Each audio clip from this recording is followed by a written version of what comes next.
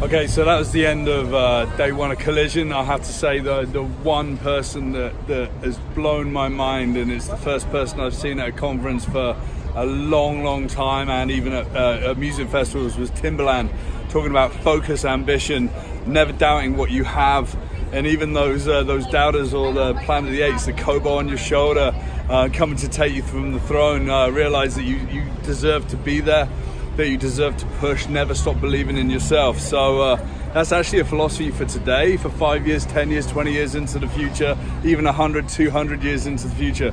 I'm a futurist, what the hell's that? I just like to talk about today, and I just believe that some things are gonna continue through life.